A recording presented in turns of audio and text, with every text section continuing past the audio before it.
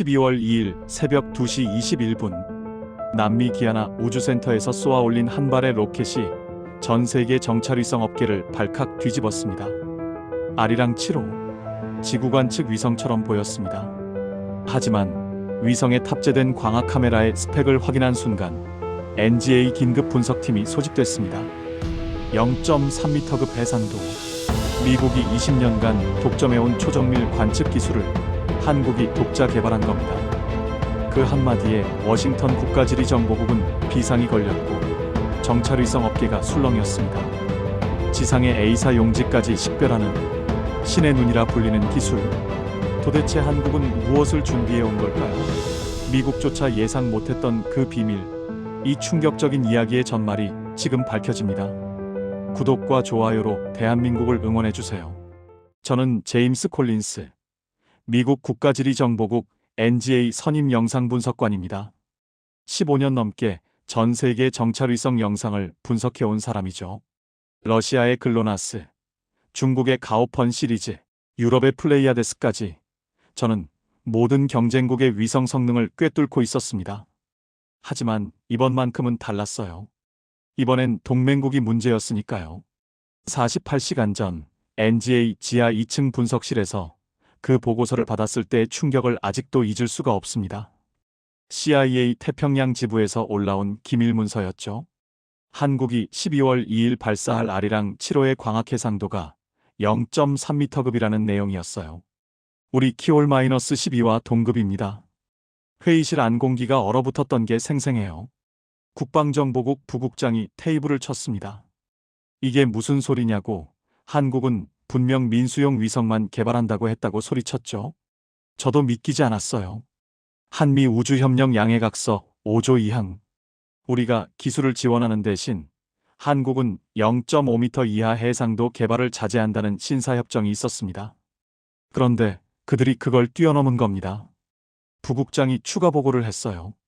한국항공우주연구원이 2016년부터 독자적인 광학렌즈 연구를 진행했다는 거였죠.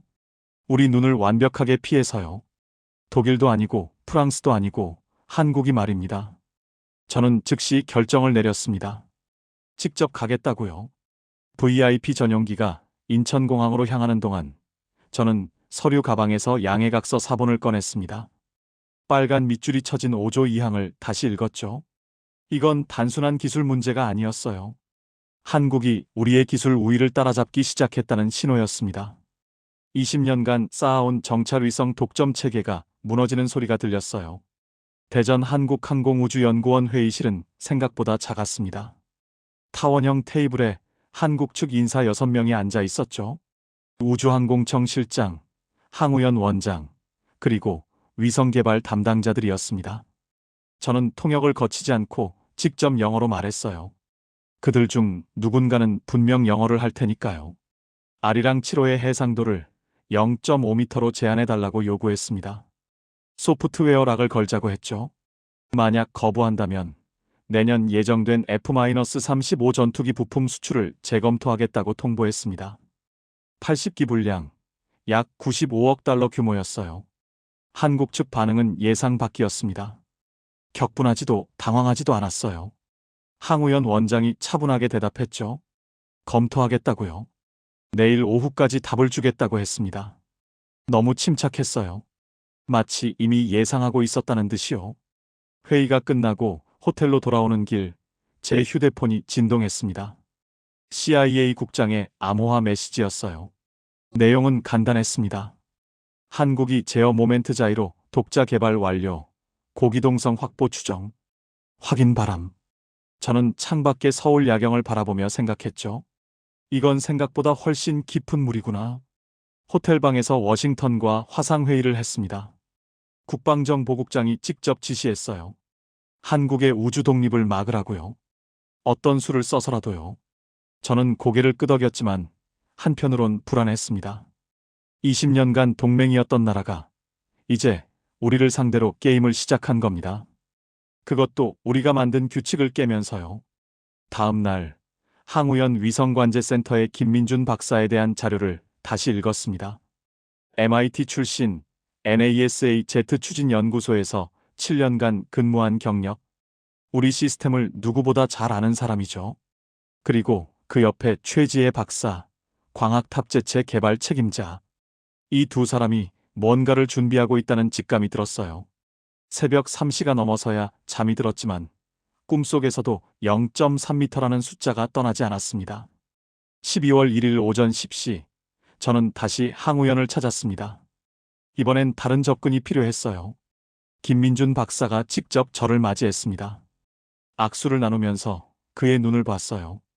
MIT 동문이라는 친근함은 어디에도 없었습니다.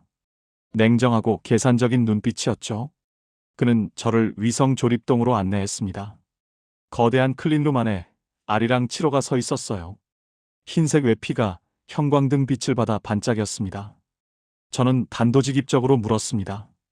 이 위성의 실제 해상도가 뭐냐고요? 김민준 박사가 미소 지었어요. 공식 스펙대로 0.3m라고 답했습니다. 그런데 그 미소가 묘했어요. 마치 뭔가 더 있다는 듯한 표정이었죠. 저는 다시 물었습니다. 최적 조건에서는요? 그가 잠시 침묵하다가 말했어요. 0.25m까지 가능하다고요. 제 등골이 오싹해졌습니다. 그건 우리 최신 키올-13과 같은 수준이었어요. 조립동을 나오는 길, 저는 최지혜 박사와 마주쳤습니다. 30대 후반으로 보이는 여성 과학자였어요. 광학탑재체 개발 책임자라고 소개받았죠. 그녀는 제게 정중하게 인사했지만 눈빛은 차갑고 날카로웠습니다. 김민준 박사와 뭔가 짧게 대화를 나누는 걸 봤는데 제가 다가가자 입을 다물더군요.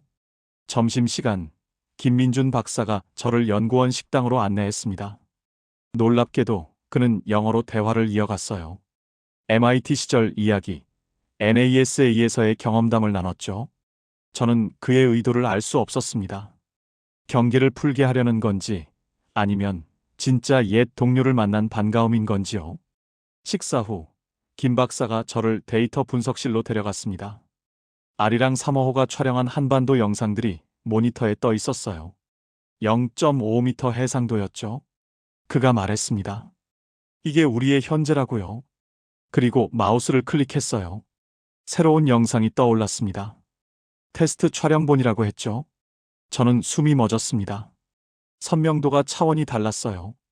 건물 옥상의 환풍구 계수까지 셀 수 있었습니다. 주차장의 차량 번호판도 보였죠. 김 박사가 조용히 말했어요. 이게 내일 발사될 아리랑 7호의 성능이라고요. 저는 화면을 응시했습니다. 이건 민수용 위성의 수준이 아니었어요. 완벽한 정찰 위성이었습니다. 저는 김 박사를 똑바로 봤습니다. 왜 이걸 보여주냐고 물었어요. 그가 대답했죠. 투명성 때문이라고요. 우리는 숨길 게 없다고 했습니다. 오후 3시, 저는 워싱턴에 긴급 보고를 올렸습니다.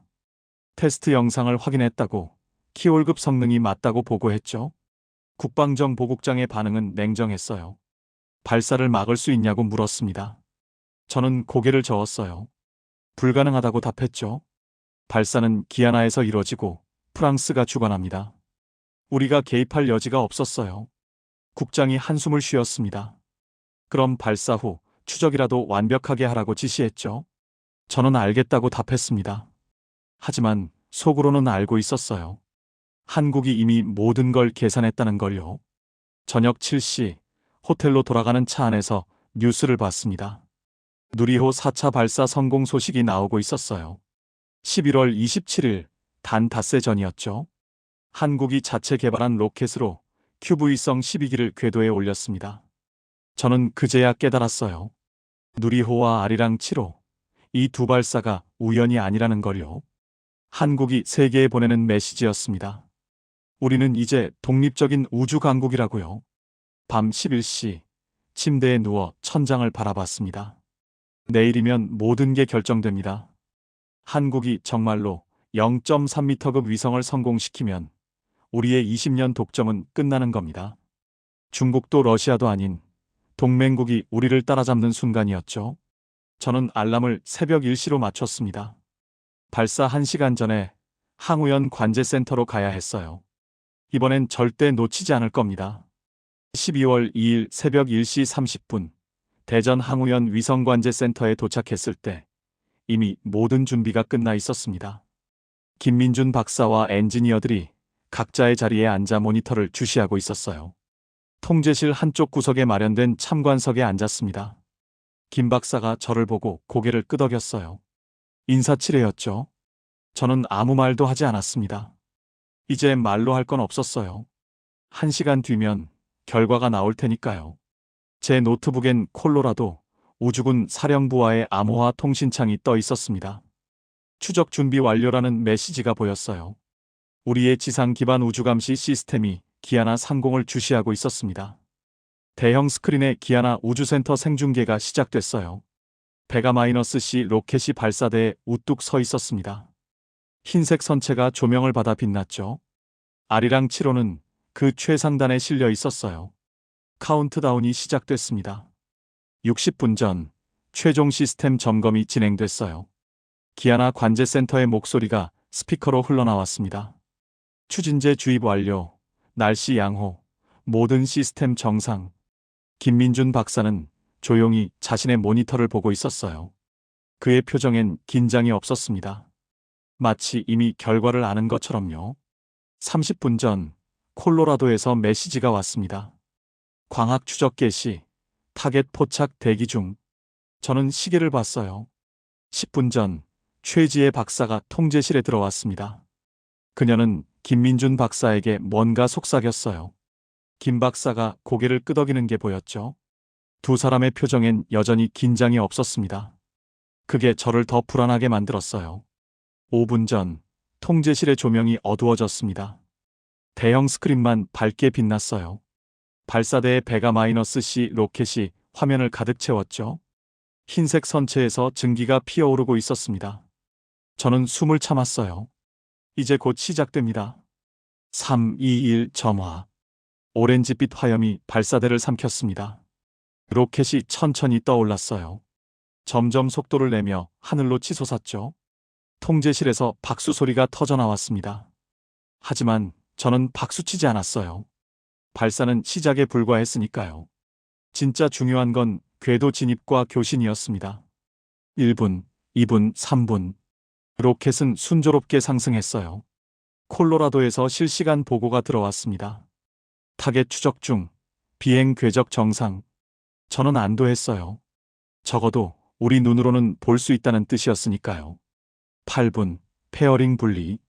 하얀 페어링 두 조각이 좌우로 갈라지며 떨어져 나갔습니다. 아리랑 7호가 드러났어요. 은색 외피가 햇빛을 받아 반짝였죠. 김민준 박사가 헤드셋을 쓰고 뭔가 확인하고 있었습니다. 그의 손끝이 약간 떨리는 게 보였어요. 처음으로 보는 긴장의 신호였죠. 43분 54초 위성 분리. 스크린에서 아리랑 7호가 베가-C 로켓에서 천천히 떨어져 나가는 모습이 보였습니다. 통제실에서 환호성이 터졌어요. 한국 엔지니어들이 서로 악수하고 포옹했죠. 하지만 저는 여전히 긴장을 풀지 못했습니다. 이제부터가 진짜였으니까요. 위성이 정상 작동하는지, 지상국과 교신하는지 확인해야 했어요. 콜로라도에서 메시지가 왔습니다. 타겟 분리 확인, 궤도 진입 추정. 고도 570km, 태양동 기궤도. 저는 노트를 꺼내 기록했어요. 발사 성공, 궤도 진입 성공. 이제 남은 건 교신이었습니다. 김민준 박사가 발표했어요. 남극 트롤 지상국과의 첫 교신은 1시간 9분 후라고요. 새벽 3시 30분쯤이었죠. 저는 시계를 봤습니다. 긴 기다림이 시작됐어요. 통제실 분위기가 조금 이완됐습니다. 엔지니어들이 자리에서 일어나 스트레칭을 하고 커피를 마시러 갔어요. 하지만 김민준 박사와 최지혜 박사는 여전히 모니터 앞에 앉아 있었습니다. 저는 그들을 지켜봤어요. 두 사람이 뭔가 조용히 대화를 나누고 있었죠. 최 박사가 고개를 끄덕이는 게 보였습니다. 그들이 뭘 확인하는 걸까요? 1시간이 천천히 흘러갔습니다. 저는 콜로라도와 계속 연락하고 있었어요. 위성 추적 상황을 실시간으로 받았죠.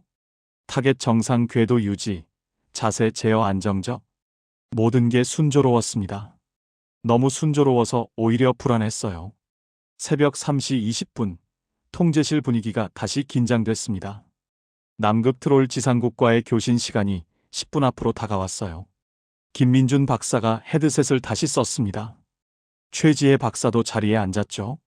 모든 엔지니어들이 각자의 모니터 앞으로 돌아왔어요. 저는 숨을 죽였습니다. 이제 곧 한국의 0.3m급 위성이 정말 작동하는지 확인되는 순간이었어요. 3시 25분, 김 박사가 발표했습니다. 트롤 지상국 신호 포착 시도 개시. 통제실이 조용해졌어요. 모두가 대형 스크린을 응시했습니다. 화면에는 신호 수신 대기 중이라는 문구가 떠 있었죠. 저는 손에 땀이 났습니다. 3시 28분, 스크린이 깜빡였어요. 신호 감지라는 문구가 떴습니다. 엔지니어 한 명이 작게 외쳤죠. 왔어요. 3시 30분 정확히 신호 수신 중이라는 문구가 화면을 채웠습니다. 로딩바가 천천히 채워지기 시작했어요. 10%, 30%, 50%. 김민준 박사가 헤드셋을 벗고 일어섰습니다. 최지혜 박사가 그의 옆에 섰어요. 두 사람 모두 숨을 죽이고 화면을 바라봤죠. 80%, 90%, 100%. 신호 수신 완료. 통제실에서 폭발적인 환호성이 터져 나왔습니다. 엔지니어들이 자리에서 벌떡 일어나 서로 얼싸안았어요. 누군가는 울고 있었고 누군가는 주먹을 불끈 쥐고 있었습니다. 김민준 박사와 최지혜 박사가 악수를 나눴어요. 두 사람의 눈가가 붉어져 있었죠. 저는 그 광경을 멍하니 바라봤습니다. 초기 교신 성공. 아리랑 7호가 살아있었어요.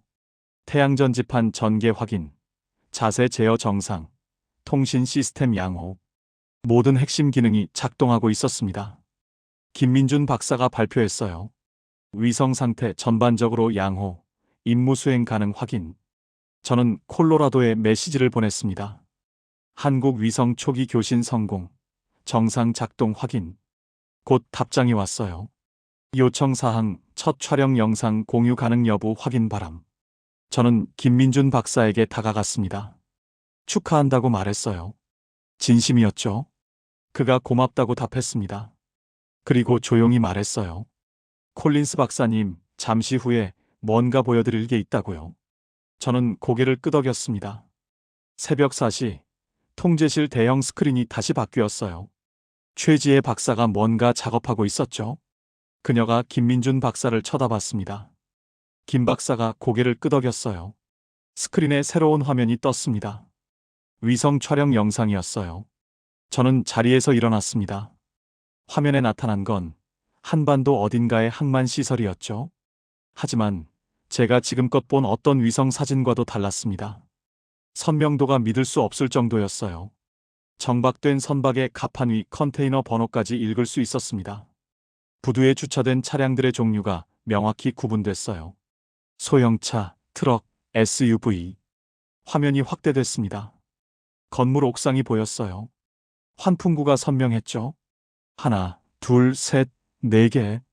주차장 차량의 번호판까지 판독 가능했습니다. 저는 입을 다물 수 없었어요.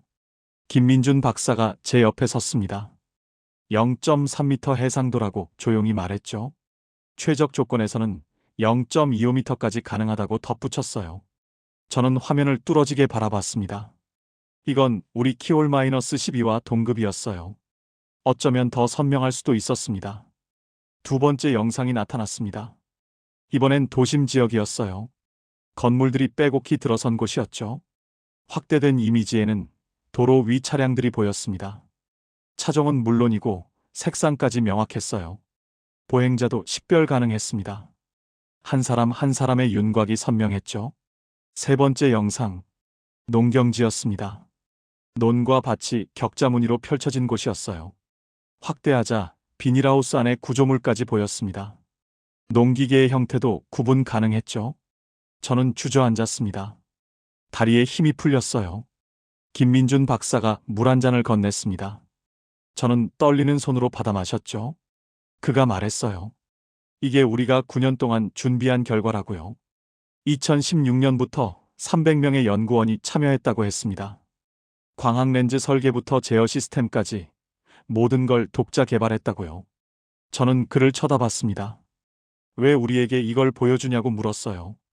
김 박사가 대답했죠. 투명성 때문이라고요. 우리는 숨길 게 없다고 했습니다. 이 기술은 재난 대응, 환경 감시, 국토 관리를 위한 거라고요. 군사적 목적이 아니라고 강조했어요. 하지만 저는 알고 있었습니다. 해상도가 이 정도면 용도는 중요하지 않았어요. 사실상 정찰 위성과 똑같았으니까요. 저는 워싱턴에 긴급 보고를 올렸습니다. 아리랑 7호 초기 교신 성공, 0.3m급 해상도 확인, 키올급 성능 검증됨. 답장은 빨랐어요. 국방정보국장이 직접 전화를 걸어왔습니다. 그의 목소리는 침통했어요. 이제 어떻게 하냐고 물었죠. 저는 솔직하게 답했습니다. 통제 불가능하다고요. 한국이 우리 수준에 도달했다고 보고했습니다. 제한도 압박도 소용없다고 말했죠. 그들은 이미 독립했다고 했어요. 전화기 너머로 장관의 한숨 소리가 들렸습니다. 새벽 5시, 통제실 분위기가 조금 이완됐습니다. 초기 교신이 성공적으로 끝났고 위성 상태도 양호했어요. 엔지니어들이 하나둘 자리를 떠났죠. 하지만 김민준 박사는 여전히 모니터 앞에 앉아 있었습니다. 저는 그의 옆에 섰어요. 한참 침묵이 흘렀죠. 그가 먼저 입을 열었습니다. 우린 미국을 적으로 만들고 싶지 않다고요. 저도 알고 있다고 답했어요. 하지만 통제받고도 싶지 않았을 거라고 말했죠. 김 박사가 고개를 끄덕였습니다. 이제 동등한 파트너가 될 수 있냐고 물었어요. 저는 잠시 생각했습니다. 그리고는 고개를 끄덕였죠. 노력하겠다고 약속했어요. 최지혜 박사가 커피 2잔을 들고 왔습니다. 우리에게 하나씩 건넸어요. 저는 고맙다고 말하며 받았죠. 그녀가 물었습니다.